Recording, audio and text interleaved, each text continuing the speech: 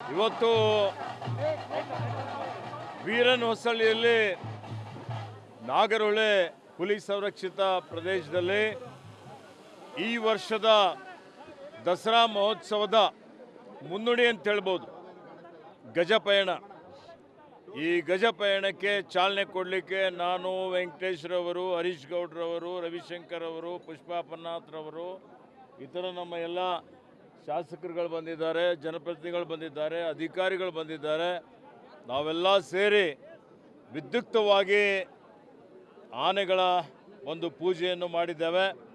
ಪೂಜೆಯನ್ನು ಮಾಡಿ ಕಾಡಿನಿಂದ ನಾಡಿಗೆ ಇವತ್ತು ಮೈಸೂರು ನಗರಕ್ಕೆ ಈ ಆನೆಗಳನ್ನು ಬೀಳ್ಕೊಡುವಂಥ ಒಂದು ಕಾರ್ಯದಲ್ಲಿ, ಪವಿತ್ರವಾದಂಥ ಕಾರ್ಯಕ್ರಮದಲ್ಲಿ ನಾವೆಲ್ಲ ಭಾಗವಹಿಸ್ತಾ ಇದ್ದೇವೆ. ನಾನು ಅರಣ್ಯ ಸಚಿವನಾಗಿ 3ನೇ ಸಲ ಇಲ್ಲಿಗೆ ಬರ್ತಾ ಇದ್ದೇನೆ. ಈ 3ನೇ ಬಾರಿಯೂ ಸಹಿತ ಇವತ್ತು ಇಂಥ ಒಂದು ಪವಿತ್ರವಾದಂಥ ಕಾರ್ಯಕ್ರಮದಲ್ಲಿ ಭಾಗವಹಿಸಲಿಕ್ಕೆ ನನಗೆ ಅವಕಾಶ ಸಿಕ್ಕಿದ್ದಕ್ಕಾಗಿ ನಾನು ಕೃತಜ್ಞತೆಗಳನ್ನು ಸಲ್ಲಿಸ್ತಾ ಇದ್ದೇನೆ. ಅದೇ ರೀತಿಯಲ್ಲಿ ಇವತ್ತೇನು ವಿಶ್ವವಿಖ್ಯಾತ ದಸರಾ ಮಹೋತ್ಸವ ಪ್ರತಿ ವರ್ಷದಂತೆ ನಾವು ಅತ್ಯಂತ ವಿಜೃಂಭಣೆಯಿಂದ ಆಚರಣೆ ಮಾಡ್ತಾ ಇದ್ದೀವಿ. ಇವತ್ತು ಅದರ ಪ್ರಮುಖವಾದಂಥ ಒಂದು ಆಕರ್ಷಣೆ ಅಂತ ಹೇಳಿದರೆ ಜಂಬೂ ಸವಾರಿ. ಈ ಜಂಬೂ ಸವಾರಿಯಲ್ಲಿ ಪ್ರತಿ ವರ್ಷ ನಮಗೆಲ್ಲ ಗೊತ್ತಿದೆ, ಅರ್ಜುನ ಆನೆ ಸುಮಾರು 8 ಸಲ ಇವತ್ತು ಅಂಬಾರಿಯನ್ನು ಹೊತ್ತು 750 kg ಇವತ್ತು ಅಧಿದೇವತೆ ಚಾಮುಂಡೇಶ್ವರಿಯ ವಿಗ್ರಹವನ್ನು ಹೊತ್ತು ಇವತ್ತು ಆ ಒಂದು ಮಹೋತ್ಸವದಲ್ಲಿ ಭಾಗವಹಿಸಿದ್ದು ನಮಗೆಲ್ಲ ನೆನಪಿದೆ. ಇವತ್ತು ದುರದೃಷ್ಟವಶಾತ್ ಅರ್ಜುನ್ ನಮ್ಮ ಮಧ್ಯದಲ್ಲಿ ಇಲ್ಲ. ಅರ್ಜುನ್ಗೆ ನಾನು ಸ್ಮರಿಸುತ್ತಾ, ಅರ್ಜುನ ಹೆಸರಿನಲ್ಲಿ ಕಾವಾಡಿಗರಿದ್ದಾರೆ, ಇಲ್ಲಿ ಮಾವುತರಿದ್ದಾರೆ. ಅವರಿಗೆ ಇವತ್ತು ಯಾರು ಉತ್ತಮವಾಗಿ ಆನೆ ಸೆರೆ ಹಿಡುವಂಥ ಕಾರ್ಯಾಚರಣೆಯಲ್ಲಿ ಭಾಗವಹಿಸ್ತಾ ಇದ್ದಾರೆ ಅವರಿಗೆ ಪ್ರಶಸ್ತಿ ಕೊಡುವಂಥದ್ದು ಅರ್ಜುನ ಹೆಸರಿನಲ್ಲಿ ನಾವು ಈ ವರ್ಷ ಪ್ರಾರಂಭ ಮಾಡಿದ್ದೇವೆ. ಇವತ್ತು ವೇದಿಕೆ ಮೇಲೆ ಅವರಿಗೆ ಪ್ರಶಸ್ತಿಯನ್ನು ಕೊಡ್ತೇವೆ. ಮತ್ತು 2 ಕಡೆ ಸ್ಮಾರಕ ಮಾಡಿದ್ದೇವೆ.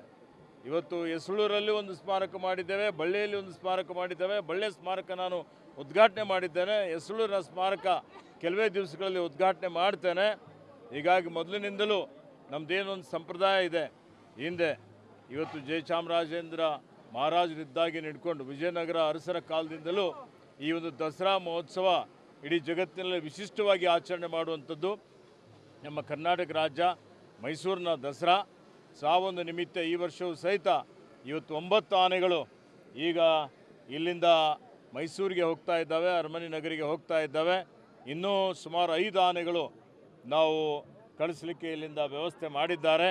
2 ಆನೆಗಳು ರಿಸರ್ವಲ್ಲಿ ಇಕ್ಕಬೇಕು ಅಂತ ನಾನು ಹೇಳಿದ್ದೇನೆ.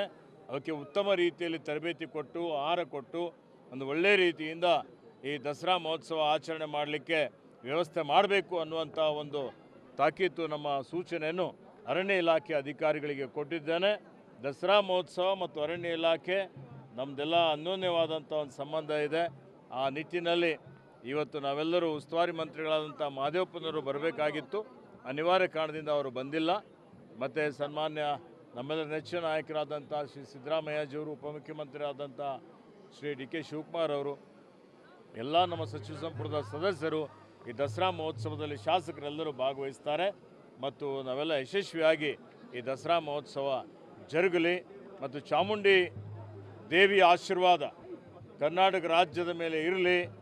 ಒಳ್ಳೆಯ ಉತ್ತಮವಾಗಿ ಮಳೆ ಆಗಲಿ, ಬೆಳೆ ಆಗಲಿ, ಎಲ್ಲರಿಗೂ ಸುಖ, ಶಾಂತಿ, ಸಮೃದ್ಧಿ, ನೆಮ್ಮದಿ ಕೊಡಲಿ ಅಂತೇಳಿ ಚಾಮುಂಡಿ ದೇವಿಗೆ ನನ್ನ ಪ್ರಾರ್ಥನೆಗಳನ್ನು ಸಲ್ಲಿಸಿ ಎಲ್ಲರಿಗೂ ಶುಭವನ್ನು ಕೋರುತ್ತೇನೆ. ಕನ್ನಂಬಾಡಿ ಕಟ್ಟೆ ಬಗ್ಗೆ ಒಂದು ಮಾತಾಡಿದ್ದಾರೆ. ಕನ್ನಂಬಾಡಿ ಕಟ್ಟೆಗೆ ಅಡಿಗಲ್ಲು ಹಾಕಿದ್ದು ಟಿಪ್ಪು ಸುಲ್ತಾನ್ ಅವರು. ನೋಡಿ, ಮಹದೇವ್ ಸಾಹೇಬ್ರು ಹೇಳಿದ್ದಾರೆ, ಅವರೇ ಅದಕ್ಕೆ ಉತ್ತರ ಕೊಡ್ತಾರೆ. ತಮ್ಮ ಅಭಿಪ್ರಾಯ ಏನು ಸರ್? ಅವರೇ ಅಡಿಗಲ್ಲು ಹಾಕಿದ್ದು ಅನ್ನೋ ವಿಚಾರಕ್ಕೆ ನೋಡಿ, ಈಗ ನಾನು ಈಗಾಗಲೇ ಹೇಳಿದ್ದೇನೆ, ಈ ವಿಷಯ ಈಗ ನೀವು ನನ್ನ ಗಮನಕ್ಕೆ ತರ್ತಾ ಇದ್ದೀರಿ. ಇದ್ರ ಬಗ್ಗೆ ನಾನು ಮಾಹಿತಿಯನ್ನು ಪಡೆದುಕೊಂಡು ಹೇಳ್ತೇನೆ. ಒಳ ಮೀಸಲಾತಿ ಗಲಾಟೆ ಕೂಡ ಜಾಸ್ತಿ ಆಗಿದೆ ಈಗ.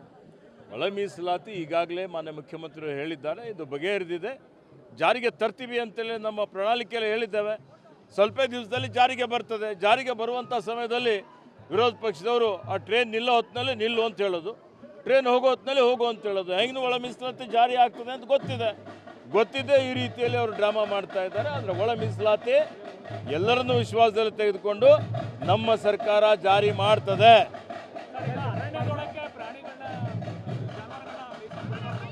ನೋಡಿ, ಮಲೆ ಮಹದೇಶ್ವರ ಬೆಟ್ಟದಲ್ಲಿ ಇವತ್ತೇನು 5 ಹುಲಿಗಳ ವಿಷಪ್ರಾಶನದಿಂದ ಸಾವುಗಳಾಯಿತು.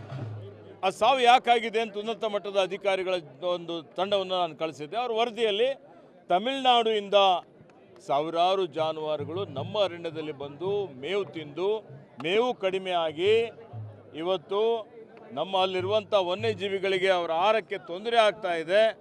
ಅದನ್ನು ಹೊರ ರಾಜ್ಯದಿಂದ ಬರುವಂಥ ಜಾನುವಾರುಗಳಿಗೆ ನಿರ್ಬಂಧ ಹಾಕಬೇಕು ಅನ್ನೋಂಥ ರೀತಿಯಲ್ಲಿ ಇವತ್ತು ನಾವು ತೀರ್ಮಾನವನ್ನು ಮಾಡಿದ್ದೇವೆ. ಸ್ಥಳೀಯರಿಗೆ ಯಾರು ಅರಣ್ಯವಾಸಿಗಳಿದ್ದಾರೆ ಅವರಿಗೆ ಯಾವುದೇ ರೀತಿಯ ತೊಂದರೆ ಆಗೋದಿಲ್ಲ.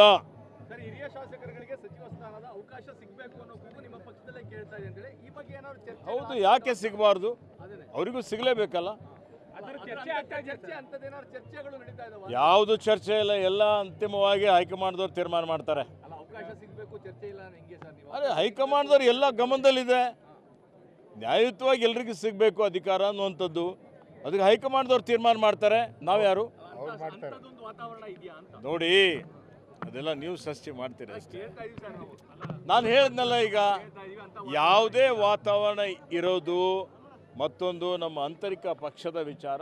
ನಮ್ಮ ವರಿಷ್ಠರು ಅದ್ರ ಬಗ್ಗೆ ತೀರ್ಮಾನ ಮಾಡ್ತಾರೆ. ಶಾಸಕರಿಗೆ ಹಣವನ್ನು ಕೊಟ್ಟಿರುವಂತದ್ದು ವಿಚಾರ ಎಲ್ರಿಗೂ 50-50 ಕೋಟಿ ಸಿಕ್ಕಿದೆ ಅಂತಲ್ಲ, ಮುಂದೆ ಕ್ಷೇತ್ರದ ಅಭಿವೃದ್ಧಿಗಳು ಆಗ್ತವೆ ಈಗ ಆಗ್ತದೆ? ಹಾಗೆ ಆಗ್ತದೆ. ಹಿಂದೆನೂ ಕೊಟ್ಟಿದ್ದಾರೆ. ಹಿಂದೆ 25 ಕೋಟಿ ಕೊಟ್ಟಿದ್ದಾರೆ, 50 ಕೋಟಿ ಕೊಟ್ಟಿದ್ದಾರೆ. ನೀರಾವರಿಗೆ ಕೊಡ್ತಾ ಇದ್ದೀವಿ, ಗ್ಯಾರಂಟಿ ಕೊಡ್ತಾ ಇದ್ದೀವಿ, ಅಭಿವೃದ್ಧಿನೂ ಮಾಡ್ತಾ ಇದ್ದೀವಿ, ಗ್ಯಾರಂಟಿನೂ ಮಾಡ್ತಾ ಇದ್ದೀವಿ. ಕೊಟ್ಟ ಮಾತಿನಂತೆ ನಡೀತಾ ಇದ್ದೇವೆ. ವಿರೋಧ ಪಕ್ಷದವ್ರು ಮಾತಾಡ್ತಾ ಇರ್ತಕ್ಕಂಥದ್ದು ಎಲ್ಲ ಸುಳ್ಳು. ತಾರತಮ್ಯ